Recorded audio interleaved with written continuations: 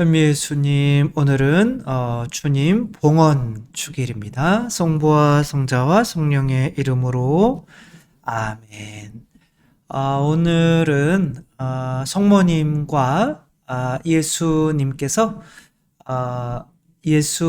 성모님과 요셉 성인이 예수님을 이제 성전에 봉헌하는 날이죠. 이 봉헌 축일날 저희 성당에 오셔서 8시에 성시간 하시면 얼마나 한 해가 정말 행복하고 은총이 가득할까요? 죄송합니다. 광고 끄시고요. 요 그림에서 예수님께서는 죽은 사람들을 싸는 그런 미라처럼 이렇게 수위에 쌓여 있으시죠? 성모님께서 사실은 예수님을 십자가에 봉헌하는 의미가 있는 거고, 또한 그렇게 수의라고 하는 거는 또 어머니가 봉헌하는 것도 하나의 어머니의 죽음일 수도 있는 거죠. 봉헌이라는 게, 어머니의 봉헌이라는 게 도대체 우리가 왜 자녀를 봉헌해야 되는지를 한번 생각해 보도록 하겠습니다.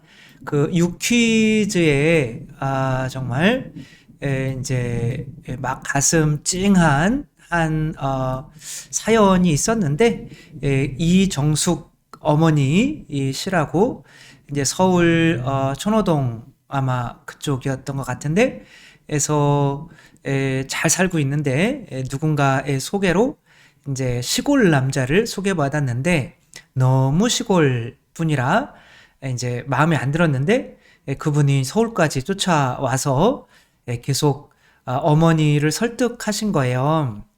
그래서 근데 이제 이분의 어머니는 내 딸을 시골로 보낼 수가 없다. 시골 가면 고생할 게 뻔한데 어떻게 시골에 보내냐, 안 된다라고 했더니 이제 그 남편이 아니다. 우리는 곧 서울로 올라와서 이렇게 살 거다라고 거짓말을 하신 거죠.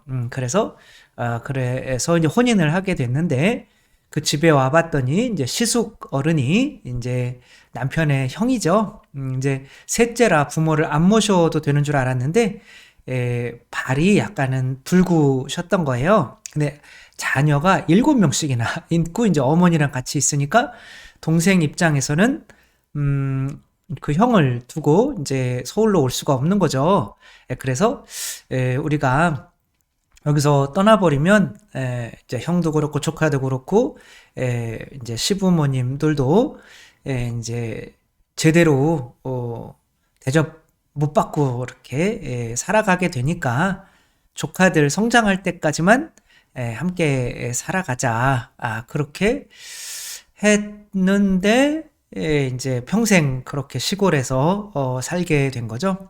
그러니까 조카들이 8명, 7명에다가 시숙 어른들, 그다음에 시부모님 모시고 사는데, 워낙 시골이라 이제 차가 안 다니는 거죠. 거의 이촌 쪽에.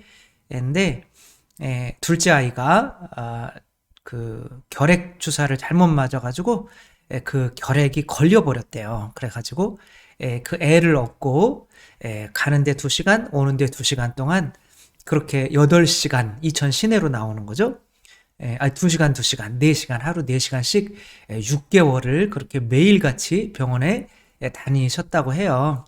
근데 이제 돌보아야 되는 조카도 많고, 내 애들도 있고, 시부모도 있고, 이거 어떻게 해요? 그래가지고 서울 사는 어머니가 도저히 안 되겠다. 내가 너희 집에 가서 좀 돌봐줘야겠다. 그러나 사돈과 같은 동네에 사는 거는 아니다. 그러면 이제 그 시내에 집을 얻으신 거죠. 그래서 당신이 70대, 80대가 되었는데도 걸으셔서 이제 하루 이제 20리, 40리를 걷는 거죠. 8km를 이런 나이대에 걸으셔서 오셔서 이제 자기 딸의 이제 조카들과 이제 자녀들을 이제 돌보아 주시고 이제 일할 수 있도록 이렇게 매일같이 오셔서 도와주신 거죠. 그리고 이제 이분이 돌아가실 때도 왔더니 이런 말씀을 하셨대요. 얼른 가서 사슴 밥 줘라. 나 때문에 이렇게 시간 뺏기면 어떻게 하냐. 라고. 이게 어머니의 사랑이죠. 자녀를 그러면 이제 눈물 짓는데 이게 봉헌인 거죠. 자녀를 이 집에 봉헌하신 거죠. 그런데 안 봉헌했으면 좋잖아요. 그러나 안 봉헌했다면 이분이 이렇게 성숙하실 수가 있었을까요? 한 가정의 또 어머니로서, 며느리로서, 남편으로서 정말 이렇게 훌륭하게 성장하게 된 데에는 어머니의 봉헌이 있는 거죠. 이게 봉헌의 의미인 거죠. 어머니가 봉헌하지 않으면, 부모님이 봉헌하지 않으면 자녀는 뭘 못할까요? 성자로 시작하고 장자로 끝나는데 성장을 못하죠. 몸은 성장하지만 어른이 되지를 못하죠. 그런데 우리들은 이제 봉헌을 안 하려고 하는 거죠. 심지어 이제 결혼하는데 내 아들을 이 며느리에게 나는 내줄 수가 없다. 그러면 이 아들은 이제 결혼을 해서도 엄마한테 첫날 밤에도 전화하는 거죠. 어떻게 해야 돼, 엄마? 뭐 이렇게 하게 되는 거죠. 뭐 그래서 일본에서 뭐 끔찍한 사건도 있었지만 그러니까 시어머니하고 남편하고 짜서 이제 자기를 죽인 거죠. 아내를. 뭐 성장을 못하죠. 그래서 우리가 누군가를 봉헌하지 않으면 왜 성장을 못하느냐면 새로운 정체성을 갖지를 못하기 때문에 그렇죠. 그러니까 아이가 성장하려면 너는 내 자식이야. 나는 이 사람 부모의 자식이기만 하구나 라고 살면 더 이상 성장을 못하죠. 이 나라의 백성이 돼야 되고 누군가 학교의 학생이 되어야 되고 친구들과의 관계에 또 친구도 되어야 되고 뭐 이렇게 엄마도 되고 아빠도 되면서 이 정체성이 늘어나면서 내가 그 정체성에 내 자신을 맞추어 가면서 성장하는 건데 근데 엄마가 계속 이렇게 끼고만 있으면은 이제 누군가의 남편이 돼도 그 정체성을 못 가지고 나는 계속 엄마의 아들이야. 이것만 가지고 산다면 이제 성장을 가로막게 되는 거죠. 조 마리아 님이 이제 어머님이죠. 안중근 의사의 어머님이 이제 안중근 의사에게 보낸 편지가 유명하죠. 그게 이제 원본이 없다는 이유로 뭐 가짜다라고 하는데 일본인이 이제 안중근 의사의 어떤 간수였던 그 사람으로부터 전해 들은 거를 그 일본 한 스님이 사이토 다이켄이라고 하는 일본 스님이 내 마음의 안중근이라는 책을 이제 1994년에 펴냈는데 황성신문에서도 1909년에 비슷한 뭐 똑같지는 않지만 내용이 있는 것으로 보아서 사실 그냥 그 원본이 없는 거 하나 때문에 그리고 서로 그 말이 약간씩 다르다라는 것 때문에 이건 가짜다, 없는 거다라고 하는 거는 지나친 결론이라고 할 수 있겠죠. 그리고 이제 그 동생에게 수의를 전해주라고 한 것도 사실 그거는 이제 사실로 전해져 오고 하는 거니까 분명히 이런 비슷한 편지를 이제 썼고 이제 그것들이 이제 아마도 동생을 통해서 이제 구전이 됐든지 아니면은 글로 썼든지 이런 내용이라는 거죠. 다른 마음 먹지 말고 죽으라. 엄마가 자식에게 할 얘기는 아닌데 옳은 일을 하고 받는 형이니 비겁하게 삶을 구하지 말고 대의에 죽는 것이 어미에 대한 효도다. 아마도 마지막 편지가 될 것이다. 너의 수의를 지어 보내니 이 옷을 입고 가거라. 어미는 현세에서 재회하기를 기대하지 않으니 다음 세상에는 선량한 천부의 아들이 되어 이 세상에 나오너라. 근데 실제로는 뭐 이게 좀 아니죠. 그렇죠? 다음에 뭐 다시 태어나라는 거는 우리 가톨릭 교리가 아니죠. 실제로는 모자가 이 세상에서는 다시 상봉하지 못하겠으니 그 심정을 하고 말할 수 있으리 천주님께 기원할 따름이다. 뭐 이렇게 이제 신문에는 그렇게 또 나와 있고, 근데 번역 과정에서 이제 이렇게 극적으로 막 하다 보니까 하는 건데, 어쨌거나 어머니는 아들을 나라에 봉헌하고 하느님께 봉헌하신 거죠. 그러니까 그냥 내 아들로만 있었을 이 안중근이라고 하는 한 인물이 정말 우리나라 많은 분들이 존경하고, 또한 또 천주의 아들이, 온전한 아들이 될 수가 있는 거죠. 그 영웅이라는 영화 많이 보시면 좋을 것 같고요. 우리는 이 랭거 뭐라고 읽어야 되는지 모르겠지만 랭거 박사가 이 그 한 실험이 있죠. 그 70대 노인들을 한 수도원에 놓고 30년 전으로 환경을 조성한 다음에 한 일주일 동안 있게 한 다음에 조사를 해봤더니 시력이나 근력이나 모든 것들이 다, 집중력이나 5년 이상씩 젊어졌다라는 것으로 해서 이게 말이 되냐 해서 영국에서 다시 실험을, 연예인들, 나이 든 연예인들 데리고 했더니 막 휠체어 타고 다니는 사람이 걸어 다니고 막 이런 일들이 벌어진 거죠. 사람은 내가 만드는 거죠. 내가 젊은이다 라고 하는 새로운 정체성이 생기면 그거에 따라서 몸도 그렇게 가게 되는 거죠. 믿음에 따라서 내가 되는 건데, 그 새로운 믿음을 주지 않으면은 그 성장할 수가 없는 거죠. 근데 왜 꼭 부모님이 봉헌해야 될까요? 왜냐하면 지금 자녀들은 누군가의 자녀라는 정체성으로 살고 있거든요. 그리고 부모라는 믿음 안에, 틀 안에 살고 있잖아요. 그러니까 자녀는 부모 건 거죠.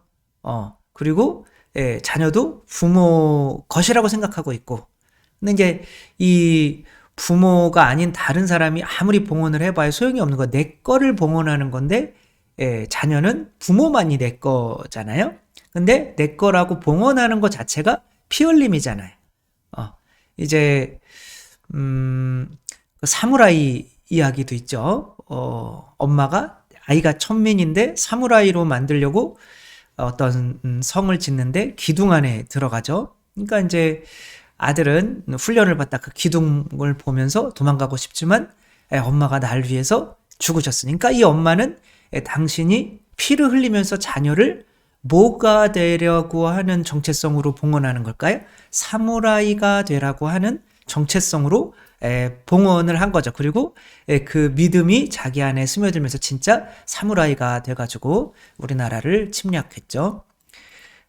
정체성이 변하지 않으면 같은 딸기라도 그냥 딸기로는 빵에 묻혀 먹을 수가 없잖아요. 딸기 잼이 되어야 되는 거잖아요.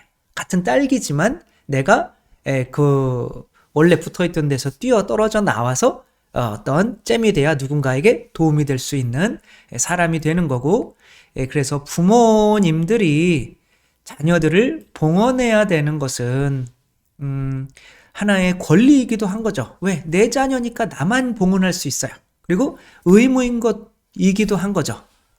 내가 봉헌하지 않으면 사람의 아들로 끝나고 마니까 하느님의 자녀로 봉헌을 해야만 하는 거죠. 그런 새로운 정체성으로. 이런 것이 우리 성당에서는 천형성체라고 하는 것으로 이제 세례 때 봉헌되는 거지만, 지금 그리고 오늘 복음은 세례에 관한 내용이지만, 이제 내가 의식을 가지고 내 자신을 봉헌하는 거는 천형성체인 거죠. 단순히 성체만 내 안에 모시는 것이 아니라 내가 그리스도가 돼서 새로운 정체성으로 이제 하나님을 아버지라고 부를 수 있는 사람이 되는 거죠. 이때 부모가 계속 너는 내 자식이야 라는 생각만 이렇게 한다면, 천형성체를 하더라도 어떻게 돼요? 결혼을 하더라도 마마보이가 되는 것처럼 천형성체를 하더라도 나는 인간으로 남아서 하느님이라는 새로운 정체성으로 성장할 수가 없는 거죠. 부모님들은 권리이지만 의무이기도 한 거, 자녀들을 봉헌해야 되는 거죠. 하느님께 특별히 천형성체 할 때, 그래야 자녀들이, 이제 유태인들은 이렇게 자꾸 봉헌을 하니까 이제 하느님의 이제 백성이라는 정체성으로 사니까 그만큼 또 세상에서 많은 일들을 하잖아요. 그러니까 우리들도 어머니들이 다른 사람 봉헌할 수가 없어요. 신부님이 너희들 이렇게 하라고 강요할 수가 없어요. 부모님들이 먼저 가라앉아 줘야 된단 말이에요. 안 그러면은 내가 있던 이 배가 편하면 다른 배로 올마타지가 않아요. 근데 내 배가 가라앉고 있어야 이 아이들이 다른 더 큰 배로 옮겨갈 수가 있잖아요. 부모님들이 아이들을 통해서 내가 원하는 것을 이루어내려고 하는 아이들을 이용하는 그런 존재가 아니라 아이들을 더 성장시키기 위해서 이렇게 내어 놓아야 되는 거죠. 그래서 동물들은 뭐 이런 걸 기본적으로 하죠. 새들은 그냥 무조건 떨어뜨리잖아요. 다른 사람이 떨어뜨리면 그거는 강탈하는 거죠. 그렇죠? 근데 이제 부모가 떨어뜨리면 부모가 나를 떨어뜨려? 뭐지? 라고 하며 날개짓을 하고 나도 날 수가 있네. 뭐 이렇게 독립을 할 수가 있게 되는 거죠. 이게 부모의 역할인 거죠. 그래서 아무튼 우리가 특별히 오늘 봉헌 축일에 우리나라 가톨릭도 이 봉헌의 진정한 의미를 잊고 아이들을 이제 학원에 봉헌하고 이제 그렇게 되는데 그러지 말고 하느님께 내가 봉헌해서 새로운 정체성이 생기는데 그 아이들이 어떠한 정체성이 생기기를 원하는지에 따라서 그 틀에 맞춰서 아이들은 성장하게 돼 있죠. 봉헌하지 않으면 성장은 안 하고 내가 어디에 봉헌하느냐에 따라서 그 아이들은 거기에 이렇게 끼이게 그거에 맞춰 살게 되는 건데 이 세상에서 공부하고 뭐 공부만 알고 돈만 알고 경쟁만 좋아하고 막 그런 정체성을 가지기를 원하지 말고 자녀들을 이제 사람의 자녀에서 하느님의 자녀라는 정체성을 가질 수 있도록 성모님처럼 또 요셉 성인처럼 우리도 이렇게 자녀들을 잘 봉헌할 줄 아는 부모가 되었으면 좋겠습니다. 주님께서 여러분과 함께 전능하신 천주 성부와 성자와 성령께서는 여기 모인 모든 이에게 축복을 내리시어 길이 머물게 하소서. 주님과 함께 가서 복음을 전합시다. 하느님 감사합니다. 성부와 성자와 성령의 이름으로 아멘. 감사합니다. 사랑합니다.